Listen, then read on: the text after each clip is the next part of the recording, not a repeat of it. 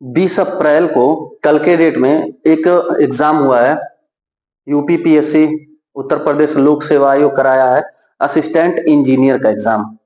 Assistant engineer का exam जो लोग बीटेक किए रहते हैं, तकनीकी विषय से स्नातक रहते हैं, चाहे वो मैकेनिकल इंजीनियरिंग, चाहे सिविल इंजीनियरिंग, चाहे एग्रीकल्चर इंजीनियरिंग, तो वो लोग इस परीक्षा में बैठते हैं। अपने प्रदेश का, राज्य का सबसे बड़ा आयोग है परीक्षा कराने वाला, उत्तर प्रदेश लोक सेवा आयोग, वो एग्जाम कराता है। वही आयोग जो है पीसीएस का, आरओ का एग्जाम, और पहले लोअर पीसीएस का एग्जाम कराता था, और जीआईसी का एग्जाम भी कराता है। जीआईसी के बाद जीडीसी डिग्री कॉलेज के प्रवक्ता लोग का एग्जाम कराता है। तो उसका पेपर है। पहला प्रश्न है, भारतीय उद्योगपति रतन टाटा जिनका निधन वर्ष 2024 में हुआ, उनको पद्म विभूषण अवार्ड किस वर्ष में मिला था? तो रतन टाटा जी को पद्म विभूषण मिला था 2008 में। 2008 में इनको पद्म विभूषण मिला था। ये पद्म विभूषण जो है वो सेकेंड सबसे बड़ा नागरिक पुरस्कार है अपने देश का। सेकेंड सबसे बड़ा हाईएस्ट अवार्ड है, नागरिक सम्मान है। फर्स्ट जो है सबसे बड़ा अवार्ड भारत रत्न होता है, भारत रत्न। दूसरा प्रश्न पूछा था, 2024 में शुरू की गई उत्तर प्रदेश मुख्यमंत्री युवा उद्यमी विकास अभियान योजना। तो उत्तर प्रदेश का लोक सेवा आयोग है, यूपी के सभी परीक्षाओं में यूपी करंट और यूपी स्पेशल पूछता है, तो यूपी करंट का ये क्वेश्चन है। करंट भी यूपी का हम लोग पढ़ेंगे। तो इसका उत्तर सही होगा कक्षा 8। कक्षा 8 से ऊपर के जो बच्चे हैं उनके लिए उत्तर प्रदेश मुख्यमंत्री युवा उद्यमी विकास अभियान शुरू किया गया है। तीसरा प्रश्न पूछा था, 2024 में भारत के प्रधानमंत्री को किस देश ने द ऑर्डर ऑफ एक्सीलेंस से सम्मानित किया? अगर देखा जाए तो फ्रांस का भी सम्मान मिला था, तो उनको फ्रांस का सम्मान को लीजन द ऑनर नाम से जाना जाता है। तो ये नहीं होगा उत्तर, रूस भी नहीं होगा। इसका सही उत्तर क्या होगा? गुयाना। गुयाना देश का सर्वोच्च सम्मान ये द ऑर्डर ऑफ एक्सीलेंस है। अगला चौथा प्रश्न पूछा था, भारत सरकार ने यूक्रेन में उत्पन्न संकट के बाद फंसे भारतीय नागरिकों को वापस लाने के लिए किस ऑपरेशन को चलाया था, या कौन सा ऑपरेशन वो चलाया गया था? तो इसका सही उत्तर होगा operation Ganga. Operation Ganga, Ukraine में उत्पन्न संकट के बाद फंसे भारतीयों को वापस लाने के लिए। ऑपरेशन देवी शक्ति, तो ये अफगानिस्तान में जो संकट आया था उसमें भारतीयों को वापस लाने के लिए चलाया गया था, ये कोई ऑपरेशन नहीं था। रोमानिया की राजधानी है बुखारेस्ट। ऑपरेशन कावेरी अगर देखा जाए तो ये सूडान में फंसे भारतीयों को निकालने के लिए चलाया गया था। ऐसे बहुत सारा ऑपरेशन है। जैसे एक ऑपरेशन आप याद रखिएगा, ऑपरेशन ब्रह्मा, याद आ रहा है, पढ़े हम लोग अभी करंट में। ऑपरेशन ब्रह्मा चला गया था म्यांमार और थाईलैंड में। अभी हाल ही में आया था भूकंप, भीषण भूकंप, उसमें बचाव अभियान भारत की तरफ से चलाया गया था, वो ऑपरेशन ब्रह्मा। पांचवा क्वेश्चन पूछा है, निम्नलिखित में से कौन सा सही सुमेलित नहीं है? तो ये संविधान का है, भारतीय संविधान का क्वेश्चन। देखते हैं इसको। अनुच्छेद 153, तो थोड़ा सा अनुच्छेद एक बार रिवाइज करा दे आपको। अनुच्छेद 153 में भारत के प्रत्येक राज्यों का एक राज्यपाल होगा, लिखा हुआ है। अनुच्छेद 154 में लिखा हुआ है, राज्य की कार्यपालिका राज्यपाल में निहित होगी, यानी कि राज्य की कार्यपालिका शक्ति का मुखिया कौन होगा? राज्यपाल होगा। 155 में लिखा हुआ है राज्यपाल की नियुक्ति। 156 में लिखा हुआ है राज्यपाल की पदावधि। तो कौन सा इसमें पूछा है? नहीं है, गलत है। तो 155 में हटाना नहीं है, 155 में क्या है? नियुक्ति है। तो ये हमारा सही उत्तर हो जाएगा। 155 में राज्यपाल की नियुक्ति। अच्छा, नियुक्ति किसके द्वारा की जाती है? तो राष्ट्रपति के द्वारा की जाती है।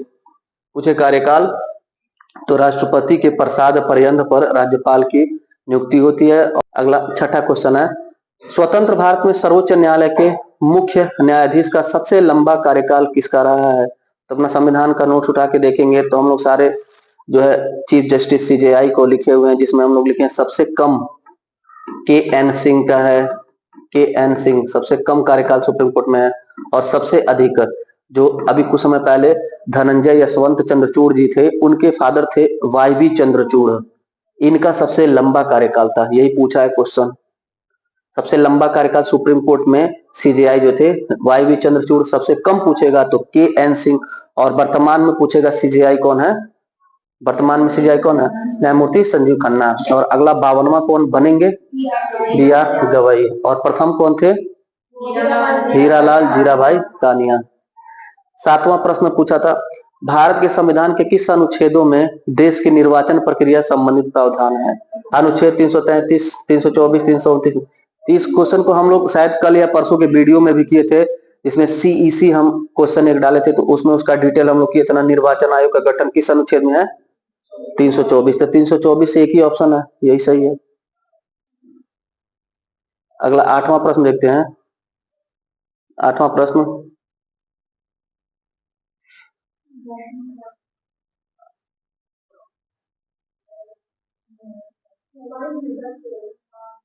आठवां प्रश्न,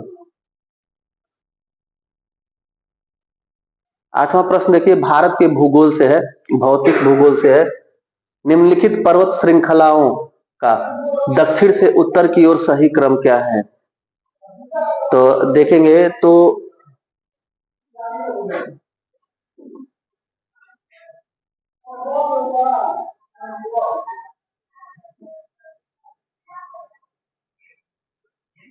ये जम्मू कश्मीर और लद्दाख का जो राज्य है, यहाँ पर सबसे ऊपर काराकोरम पर्वत है, काराकोरम। उसके बाद जो है लद्दाख है, उसके बाद जास्कर है, और उसके बाद पीर पीर पंजाल है।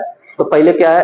काराकोरम है, उसके बाद लद्दाख है, उसके बाद जास्कर है, और उसके बाद पीर पंजाल है। इसको आप रट्टा मार लीजिए, बार बार ये रिपीटेड क्वेश्चन कई बार से आता रहता है। इसको याद करने का, रट्टा मारने का ट्रिक है KLJP, काराकोरम लद्दाख जास्कर पीर पंजाल। एक बार याद कर लेंगे KLJP, काराकोरम लद्दाख जास्कर पीर पंजाल, तो हमेशा के लिए छुट्टी हो जाएगा। लेकिन थोड़ा सा बस घुमाया इसने, हमको लग रहा है याद करके भी गलती। ये पूछ लिया दक्षिण से उत्तर की ओर, ये दक्षिण से उत्तर की ओर पूछा हुआ है। लिखेंगे आप लोग, लिख लीजिए जल्दी से। नौवां प्रश्न पूछा था, भारत के कौन से राज्य में अधिकतम मोनोजाइट के निक्षेप पाए जाते हैं? यानी मोनोजाइट कहां पर सबसे ज्यादा पाया जाता है? तो आप अगर देखेंगे तो यूट्यूब वीडियो भी पढ़ा, क्लास में भी हम लोग इसको पढ़ते हैं। मोनोजाइट जो है ये सबसे ज्यादा केरल क्षेत्र में पाया जाता है। केरल राज्य में मोनोजाइट बालू पाया जाता है। मोनोजाइट क्या है? बालू है, मोनोजाइट बालू है। और इस मोनोजाइट बालू से एक रेडियो सक्रिय पदार्थ निकाला जाता है, थोरियम। भारत में सबसे ज्यादा जो है थोरियम का उत्पादन निष्कासन केरल राज्य में होता है। और थोरियम किस अयस्क से निकलता है, किस ओर से निकलता है? तो मोनोजाइट बालू से निकलता है। तीन प्रश्न याद रहे कि मोनोजाइट बालू कहाँ पाया जाता है? केरल में। मोनोजाइट बालू किसका अयस्क है, उससे क्या निकलता है? तो थोरियम निकलता है। थोरियम हो गया, यूरेनियम हो गया, प्लूटोनियम हो गया, ये सब रेडियो सक्रिय पदार्थ है, ठीक ना। 10वां प्रश्न है, पूछा था, नीचे दो कथन दिए गए जिनमें से एक को अभिकथन तथा दूसरे को कारण कहा गया है। इसमें बताना है कि कौन सा सही है। ए और आर दोनों सही है। आर ए की सही व्याख्या नहीं करता है, व्याख्या करता है। एक गलत है, एक सही है, एक सही है, एक गलत है। इस टाइप के क्वेश्चन कुछ पूछते हैं अभिकथन और कारण वाले। इसको सॉल्व किया जाए। दक्कन ट्रैप भूमिगत जल भंडार में विपन्न है। विपन्न मतलब कि संपन्न, और विपन्न अगर इसका अंग्रेजी देखा जाए, Deccan trap is deficient in ground water. Deficient मतलब क्या होता है? अधिकता की कमी। विपन्न मतलब कि कमी। तो कमी का मतलब, डिफिशियंट मतलब कमी होता है ना, और सफिशियंट रहता तो पर्याप्त। तो कमी है, तो ये सही है। दक्कन ट्रैप जो है, जो गुजरात और महाराष्ट्र का क्षेत्र है, उसको दक्कन ट्रैप क्षेत्र कहा जाता है। गुजरात और महाराष्ट्र का क्षेत्र। दक्कन ट्रैप का निर्माण हजारों साल पूर्व ज्वालामुखी क्रिया हुई थी, उससे मैग्मा लावा निकला था। जब मैग्मा ठंडा हुआ, लावा बना, और वही लावा कन्वर्ट होकर जो मिट्टी बना, उसको काली मिट्टी कहा जाता है, या कपासी मिट्टी कहा जाता है, या रेगुर मिट्टी कहा जाता है। तो वो जो मिट्टी वाला क्षेत्र है, उसी को दक्कन ट्रैप कहा जाता है। तो उसमें जो है पानी की कमी है, तो ये सही है। उसके बाद पूछा है कि दक्कन ट्रैप के ऊपर 1000 मीटर से अधिक मोटी अप्रवेश से बेसाल्ट चट्टानों की परत है। तो बेसाल्ट चट्टान की परत है, लेकिन 1000 मीटर से ये नहीं सही लग रहा है, लग नहीं रहा हमें। 90% जो है ये यही उत्तर होना चाहिए कि ए सही है और आर गलत है। बाकी देखा जाएगा। ये लोक सेवा आयोग है, 2-3 क्वेश्चन ऐसे ही पूछता है। 11वां प्रश्न है, निम्नलिखित में से कौन सा प्रोटोजोआ आत का अति वृद्ध मानव कहा जाता है? आत का अति वृद्ध मानव कहा जाता है। अंग्रेजी इसका देखा जाए तो grand old man of intestine किसे कहा जाता है? तो इसका सही उत्तर होगा जियार्डिया। जियार्डिया को याद कर लीजिएगा। जियार्डिया को आत का अति वृद्ध मानव कहा जाता है। 12वां प्रश्न है, निम्नलिखित में से कौन सी एंजाइमों की रासायनिक प्रकृति होती है? तो एंजाइमों की रासायनिक प्रवृत्ति क्या होती है? हर एंजाइम, प्रत्येक एंजाइम प्रोटीन होता है। याद आ रहा है कुछ? प्रत्येक एंजाइम प्रोटीन होता है, लेकिन प्रत्येक प्रोटीन एंजाइम नहीं होता है। तो सभी एंजाइम क्या है? प्रोटीन है। आगे भविष्य में याद रखिएगा कि सभी एंजाइम क्या है? प्रोटीन है। किसने नील की खेती के संबंध में चंपारण में महात्मा गांधी को आमंत्रित किया था? यानी चंपारण सत्याग्रह के लिए किसने आमंत्रित किया था? तो डॉक्टर राजकुमार शुक्ल नाम था उनका। और ये आंदोलन गांधी जी ने कौन सा चलाया था? चंपारण सत्याग्रह। चंपारण सत्याग्रह किस वर्ष गांधी जी ने चलाया था? 1917 में। गांधी जी के द्वारा भारत की जमीन पर चलाया गया पहला आंदोलन कौन सा था? चंपारण सत्याग्रह। गांधी जी द्वारा चलाया गया भारत में पहला आंदोलन जो था वो चंपारण सत्याग्रह था। गांधी जी भारत कब पूर्ण रूप से वापस आए थे? 9 जनवरी 1915। 9 जनवरी 1915 को आने के बाद पहला आंदोलन 1917 में गांधी जी का क्षेत्रीय स्तर का पहला आंदोलन था। अगर पूछे गांधी जी का राष्ट्रीय स्तर का पहला आंदोलन तो 1920 में चला था असहयोग आंदोलन। असहयोग आंदोलन। ये चंपारण में जो आंदोलन चला था चंपारण सत्याग्रह, ये तीन कठिया प्रथा के लिए चला था। तीन कठिया प्रथा यानी 3/20 हिस्से पर नील की खेती किसानों को करना अनिवार्य था। इतिहास में इसको डिटेल में देखेंगे, इतना जरूर याद रखिएगा। आगे बढ़ते हैं। 16वां प्रश्न, झुलसी टांग वाला मनुष्य किस राजा की उपाधि थी? ये जो है साउथ से पूछा है, दक्षिण भारत का इतिहास से पूछा है। कारिकलन एक राजा था। कारिकलन। कारिकलन का जो है उपाधि था झुलसी टांग वाला मनुष्य। 17वां प्रश्न है, सूची 1 को सूची 2 से मिलान करिए। तो अभिलेख पूछा है। प्राचीन इतिहास का ये अभिलेख है। इतना अभिलेख हम लोग को अवश्य आना चाहिए। 8-10 इतिहास का अभिलेख होता है, उसको हम लोग पढ़ेंगे। देखिएगा, हाथी गुम्फा अभिलेख जो था वो खारवेल से संबंधित है। खारवेल, हाथी गुम्फा अभिलेख। मंदसौर जो अभिलेख था, मंदसौर अभिलेख, ये सबसे फेमस, इसको पकड़िए। एहोल अभिलेख, ये पुलकेशिन द्वितीय। एहोल अभिलेख को किसने उत्कीर्ण किया था? रवि कीर्ति ने। रवि कीर्ति ने एहोल अभिलेख। इस अभिलेख में लिखा हुआ है पुलकेशिन द्वितीय ने जो है हर्षवर्धन नामक राजा को हराया है नर्मदा नदी के किनारे। नर्मदा नदी के किनारे उत्तर के राजा, उत्तर के महान राजा हर्षवर्धन को पुलकेशिन द्वितीय ने हराया है। इसका वर्णन यहाँ मिलता है। एहोल अभिलेख फेमस अभिलेख है। समुद्रगुप्त के प्रयाग प्रशस्ति अभिलेख के बाद सबसे ज्यादा इंपॉर्टेंट ये है एहोल अभिलेख। फिर नासिक गुहालेख, ये हो जाएगा पुलवामी। पुलवामी हो जाएगा। और बचा तो मंदसौर अभिलेख, यशोरमन। मंदसौर अभिलेख। मंदसौर अभिलेख में वर्णन है कि रेशम बुनकरों के द्वारा स्वर्ण मंदिर का निर्माण कराया गया है। तो इस प्रकार से ये मैच हो जाएगा। आंसर देख लीजिएगा। 18वां प्रश्न है, भारतीय संविधान का अनुच्छेद 17 किससे संबंधित है? तो अस्पृश्यता का अंत, छुआछूत के अंत से संबंधित है अनुच्छेद 17। उपाधियों का अंत किस अनुच्छेद में? 18। प्रेस की स्वतंत्रता किसमें? 19 क में है, 21 में नहीं है। विधि के समक्ष समता और समानता का अधिकार अनुच्छेद 14 में। 15 में क्या है?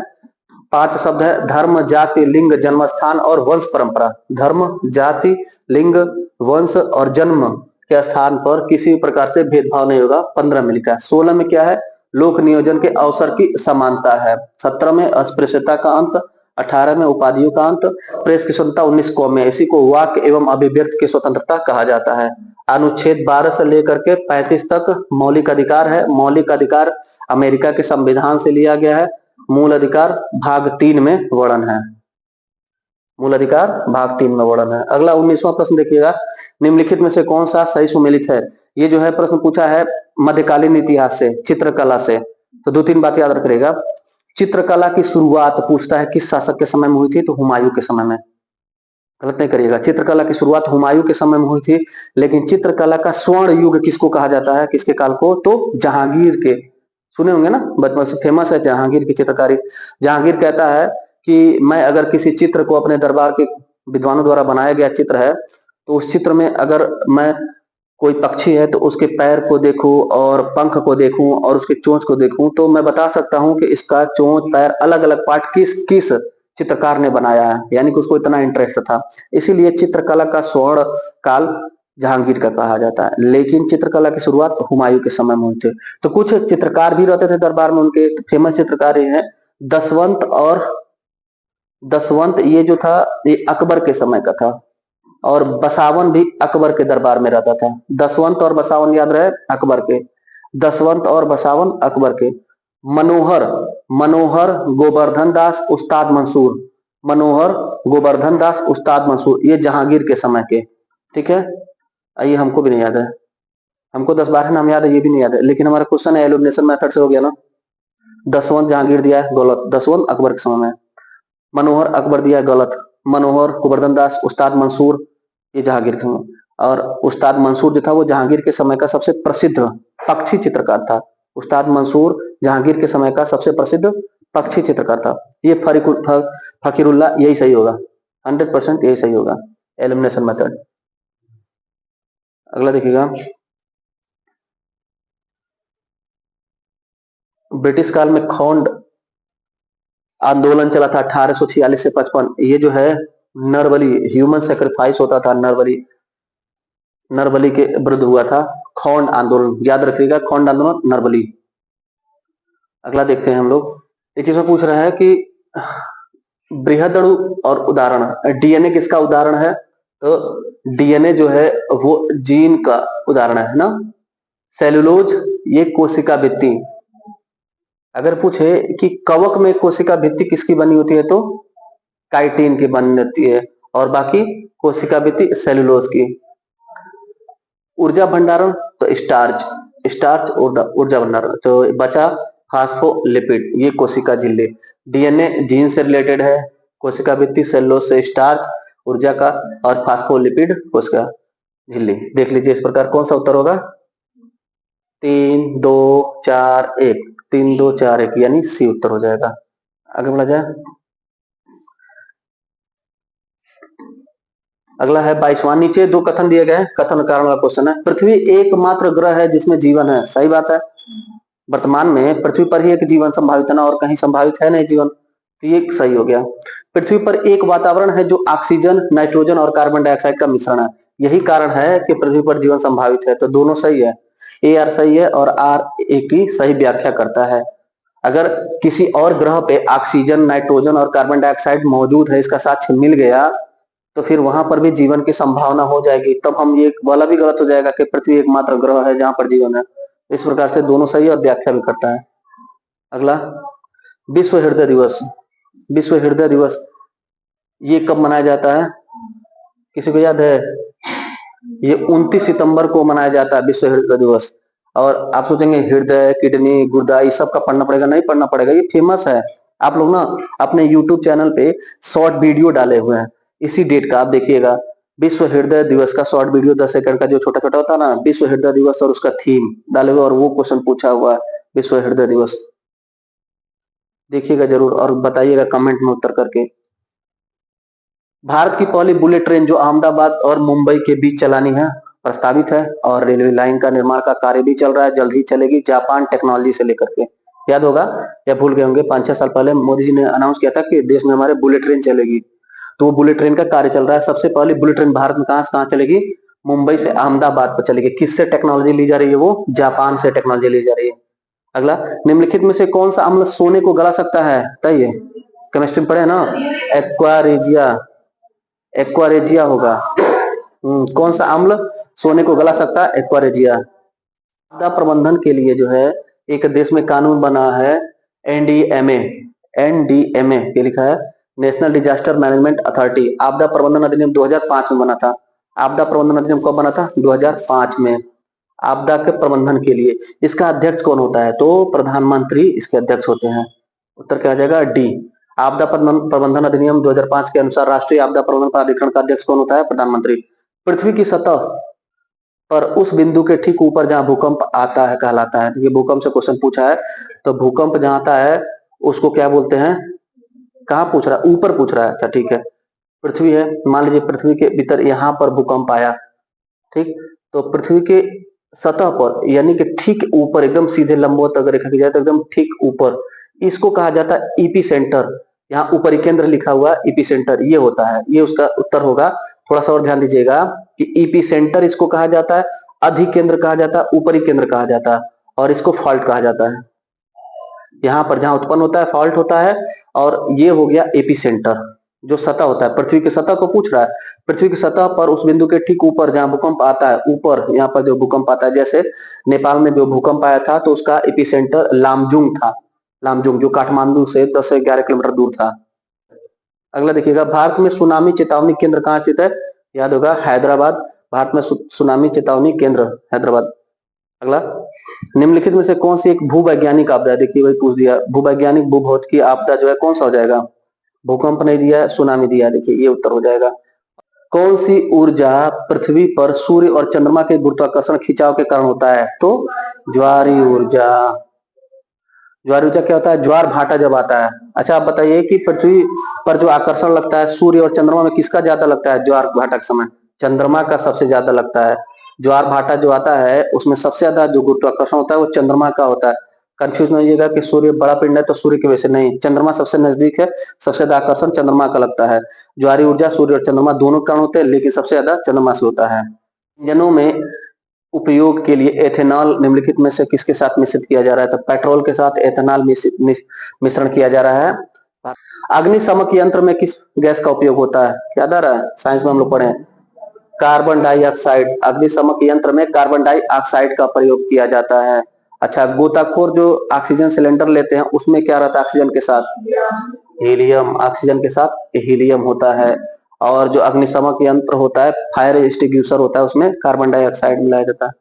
सौर विकिरण प्रवाह को आमतौर पर इसकी सहायता से मापा जाता है, सोलर रेडिएशन को, यानी कि सूर्य से या किसी तारों से अगर हमको उष्मा मिल रही है तो उसका टेम्परेचर बहुत हाई होता है, उसको किससे मापते हैं? पायरोमीटर से। पायरेनोमीटर लिखा है, पायरेनोमीटर, ये इसका उत्तर होगा। सबसे लंबा दिन और सबसे लंबी रात? सबसे लंबा दिन और सबसे लंबी रात वाले तारीख। अच्छा, सबसे बड़ा दिन पूछ रहा है और सबसे छोटा दिन भी पूछ रहा है, तो सबसे बड़ा दिन होगा 21 जून को, 21 जून को, और सबसे छोटा दिन होगा 22 दिसंबर, वैसे होता है, ऑप्शन में नहीं दिया है 22 दिसंबर को। तो इसको ध्यान रखिएगा कि कर्क रेखा पर यानी अपने भारत में सबसे छोटा दिन होता है 22 दिसंबर को, और 21 जून को सबसे बड़ा दिन होता है अपने भारत में और कर्क रेखा पर। और दो डेट होता है 21 सितंबर और 23 मार्च। 21 मार्च लिखा है, 21 सितंबर और 23 मार्च, इस दिन दिन रात बराबर होता है। 21 सितंबर, 23 सितंबर और 21 मार्च। इसका एक दो दिन इधर भी हो सकता है, इधर उधर। 23 सितंबर, 22 सितंबर, 21 मार्च, ये दिन और रात बराबर होता है कहाँ पर? भारत में और कर्क रेखा पर। 22 दिसंबर को सबसे छोटा दिन होता है, 21 जून को सबसे बड़ा दिन होता है। इसी के ठीक उल्टा होता है मकर रेखा पर और ऑस्ट्रेलिया में। ऑस्ट्रेलिया में अगर पूछे तो 22 दिसंबर को सबसे बड़ा हो जाएगा। जब भारत में सबसे छोटा होता है तो ऑस्ट्रेलिया और मकर रेखा पर सबसे बड़ा होता है, और 21 जून को भारत और कर्क रेखा में सबसे बड़ा होता है, तो मकर रेखा और ऑस्ट्रेलिया में सबसे छोटा होता है। और जब दिन रात बराबर यहाँ पर होता है 23 सितंबर और 21 मार्च को, तो वहां पर भी दिन रात बराबर होता है, मकर रेखा पर भी। सूर्य में ऊर्जा उत्पादन के लिए कौन सी प्रक्रिया उत्तरदायी है? याद आ रहा है, साइंस से पढ़े हम लोग, नाभिकीय संलयन। नाभिकीय संलयन, न्यूक्लियर फ्यूजन रिएक्शन से जो है सूर्य में ऊर्जा उत्पादन होता है। यानी सूर्य के ऊर्जा का स्रोत, सूर्य की खुद की ऊर्जा का स्रोत क्या है? नाभिकीय संलयन। नाभिकीय संलयन क्या होता है? जब दो परमाणु आपस में मिलते हैं तो संलयन बोला जाता है, और इसका अपोजिट होता है विखंडन। जब एक परमाणु टूटता है तो उसको नाभिकीय विखंडन कहते हैं। अच्छा, प्रश्न पूछे, हाइड्रोजन बम, हाइड्रोजन बम किस सिद्धांत पर कार्य करता है और परमाणु बम किस सिद्धांत पर कार्य करता है? तो सूर्य में ऊर्जा उत्पादन नाभिकीय संलयन, और हाइड्रोजन बम भी नाभिकीय संलयन, और परमाणु ऊर्जा नाभिकीय विखंडन। परमाणु ऊर्जा नाभिकीय विखंडन, याद रहे, परमाणु ऊर्जा नाभिकीय विखंडन सिद्धांत है, हाइड्रोजन बम नाभिकीय संलयन सिद्धांत है। सूर्य या फिर तारों की ऊर्जा का, अन्य तारों की ऊर्जा का स्रोत पूछे तो नाभिकीय संलयन। अच्छा, तारा या सूर्य की ऊर्जा? तारा, सूर्य भी एक तारा है। तारा और सूर्य की ऊर्जा का स्रोत क्या है? तो पूरे ब्रह्मांड में सबसे ज्यादा गैस जो है वो कौन सा है? हाइड्रोजन है, और इनको चाहिए हीलियम। तो एक हाइड्रोजन और एक हाइड्रोजन ज्वाइंट होकर के यानी संलयन होकर के क्या बनते हैं? हीलियम बनते हैं। 1 + 1 = 2, यानी कि हाइड्रोजन हाइड्रोजन मिलके हीलियम बनता है, ठीक ना। बायोगैस का मुख्य दहनशील घटक क्या होता है? तो मीथेन होता है। बायोगैस का मुख्य घटक जो होता है वो मीथेन होता है। और अगर पूछे तो एलपीजी, एलपीजी पूछे तो ब्यूटेन, एलपीजी ब्यूटेन, ब्यूटेन के साथ प्रोपेन भी होता है, ब्यूटेन और प्रोपेन। पूछे कि सिगरेट लाइटर जो होता है, लाइटर जिसको बोलते हैं, उसमें क्या होता है, तो उसमें ब्यूटेन होता है, लाइटर में ब्यूटेन। एलपीजी में ब्यूटेन और प्रोपेन। एलपीजी में एक और चीज होता है कि ब्यूटेन और प्रोपेन ये गंध नहीं उत्पन्न करते हैं, महकते नहीं है। तो इसमें महकने के लिए एक डाला जाता है क्या, मेथिल की ethyl, ethyl mercaptan, ethyl mercaptan. Ethyl mercaptan क्यों मिश्रण किया जाता है, इनके साथ मिश्रण किया जाता है ताकि लीकेज अगर हो तो ये महकने लगे, इसे पता चल जाए कि गैस लीक हो रहा है एलपीजी सिलेंडर, इसलिए इसको डाला जाता है। क्रिप्टो करेंसी किस प्रौद्योगिकी का प्रयोग किया जाता है, तो ये ब्लॉकचेन तकनीकी पर आधारित है ना, crypto currency blockchain. Crypto currency क्या है, क्रिप्टो करेंसी एक आभासी वर्चुअल मुद्रा होता है जो इनकोड कोड करके बनाया जाता है, ब्लॉकचेन तकनीकी पर आधारित है, जिसमें बिटकॉइन हो गया, एलिट कॉइन हो गया, डोजी कॉइन, तमाम जो है कॉइन आते हैं क्रिप्टो करेंसी में। अगला, शुष्क या सूखा बर्फ एक ठोस पदार्थ है, निम्नलिखित से शुष्क या सूखा बर्फ किसको दर्शाता है, तो कार्बन डाइऑक्साइड। कार्बन डाइऑक्साइड नहीं उत्तर होगा, इसका उत्तर होगा ठोस कार्बन डाइऑक्साइड। ठोस कार्बन डाइऑक्साइड ऑप्शन में नहीं है, तो हम लोग इसी के साथ जाएंगे। सूखी बर्फ एक ठोस है, निम्नलिखित में से सूखी बर्फ किसको दर्शाता है, ठोस कार्बन डाइऑक्साइड को दर्शाता है। रोटी का पूर्ण रूप क्या है, बताए थे कंप्यूटर में, रिविजन नहीं किए होंगे, इतना ही कर पाएंगे। Internet of things, IoT, internet of things उधर। ये ब्लू बेबी सिंड्रोम बीमारी जो है वो नाइट्रेट की वजह से होता है। इटाई इटाई रोग कैडमियम की वजह से होता है, कैडमियम, कैडमियम इसका उत्तर होगा। और मिनीमाता पारा, पारा कहाँ दिया, एच जी, ये पारा, पारा, मिनीमाता पारा। जापान का एक शहर है मिनीमाता, जापान का एक शहर है मिनीमाता, वहां पर समुद्र के किनारे है, वहां पर पारा की फैक्ट्री थी, पारा का प्लांट था, पारा रिसर्च के समुद्र में जा रहा था। तो उस पारा को मछलियां जब खाती थी तो मछलियां संक्रमित होती थी, फिर उस मछलियों को मनुष्य जब खाता था तो मनुष्य में एक नई बीमारी देखने को मिली, उस बीमारी का नाम मिनीमाता, शहर के नाम पे मिनीमाता रोग पड़ा। कारण क्या है, पारा। फेफड़े का कैंसर, तो बचा ऑप्शन क्रोमेट्स। विश्व प्रमाण पत्र किसके लिए मिलता है, गुणवत्ता प्रबंधन, quality management, ISO, Indian standard organisation, भारतीय मानक संगठन, गुणवत्ता प्रबंधन के लिए है ये। एड्स किसके कारण होता है, वायरस होता है, लेकिन कौन सा वायरस है, रेट्रो वायरस, रेट्रो वायरस होता है।